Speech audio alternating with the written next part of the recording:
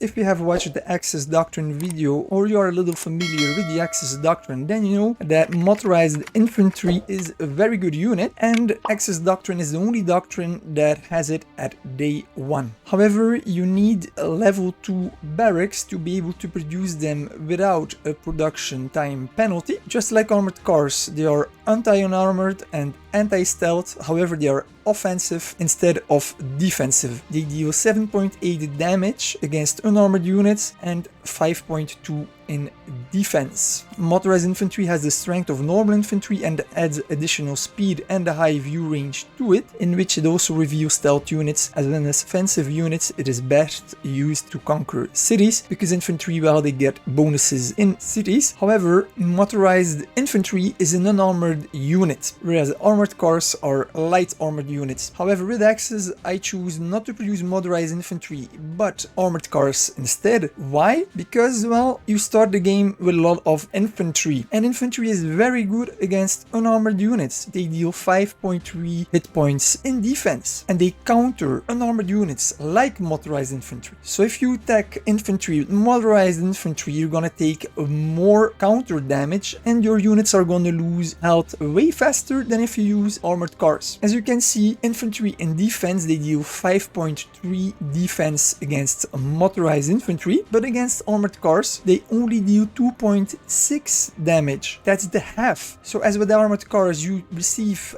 half of the damage, your units, they will last way longer and be able to deal more damage. As you can also see, they're quite expensive on the food and on the manpower, so they're more expensive than armored cars, and they drop in health way faster. And as regular infantry gets an additional 50% bonus in cities, they can really do some damage against motorized infantry. So for this reason, I prefer to use armored cars right over here instead of motorized infantry. Now, if you compare the stats of armored cars and motorized infantry, then you can see that at first glance, motorized infantry seems to be superior compared to armored cars. Motorized infantry has 7.8 attack compared to armored cars who only have 3.5 attack. That's less than the half. And motorized infantry has 5.2 defense, whereas armored cars has 5.3 defense, which is only a minor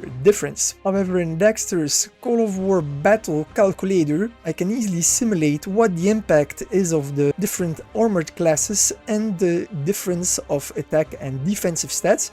So Doctrine A Axis, motorized infantry level 1, 5 units, compared to Axis infantry level 1 in urban terrain in core provinces, 2 units. Let's see how the motorized infantry fare. Motorized infantry have lost 31.7% in HP. You can see how many resources that represents. Now let's change this into armored cars and let's run it again. You can see that the armored cars have only lost 17.9 hit points. So even though they deal less damage, in the end you're gonna save a lot of resources because you're gonna have less losses. And this is knowingly that armored cars, well, they don't get any bonus in cities. So now let's run this again, and now let's say that instead of urban we are on the plains, and also the infantry are on the plains. There we go. So armored cars, let's start the battle. The armored cars now only lost 9.85% health. Now let's compare that to motorized infantry. Start battle. Then you can see that motorized infantry has lost 21.1%. So in general, we could say that motorized infantry is gonna take twice as much damage versus infantry compared to armored cars, even though they have a superior battle stats. It doesn't matter. The motorized infantry here, of course, they took less damage because regular infantry don't have any bonuses on the plains, whereas motorized infantry has 25% a bonus, but armored cars, they just simply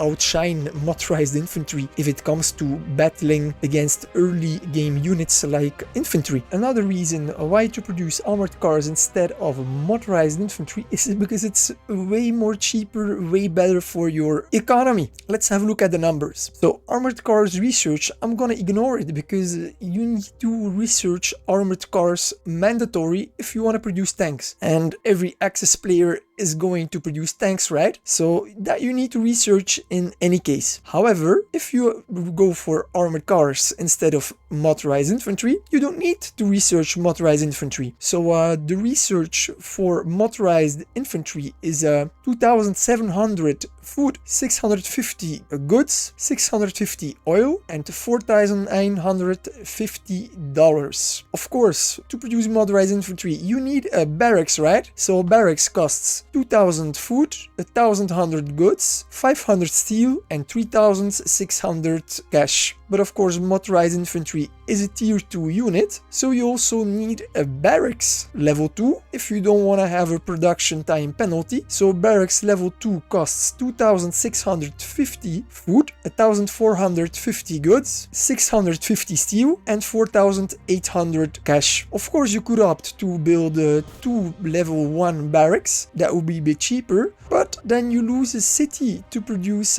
other units, right? Because you should specialize each city in one unit branch in order to save resources. That brings up a total of 7,350 food, 3,200 goods, 1,150 steel, 650 oil, and 13,350 money. That is a lot of resources, man. And then you haven't even started producing motorized infantry. Can you imagine? Now, I have ignored the research for regular infantry, as in my build, as you should always do, you should research infantry level 1 so that you can upgrade them in the game. And so what I prefer to do instead of producing motorized infantry is, with all that food, goods and metal that I save up, I can build recruitment centers, right? If you compare that with the price for a recruitment station, you can see that you can easily build 3 recruitment stations, even 4 if you use the excess money to buy more goods. So while other players waste their resources on research and on barracks level 1 and 2, I'm gonna be constructing 4 recruitment stations, and I'm gonna have more manpower to produce new armies. And then finally, to produce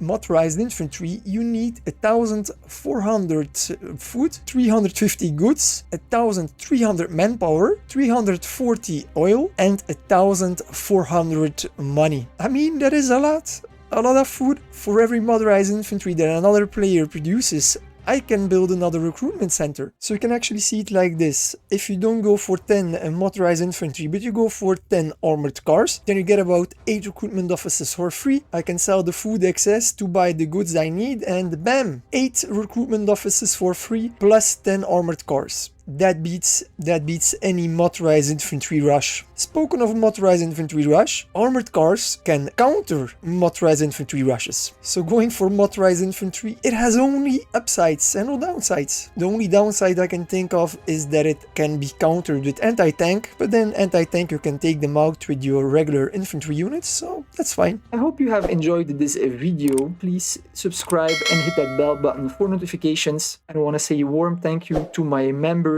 and elite members for supporting this channel.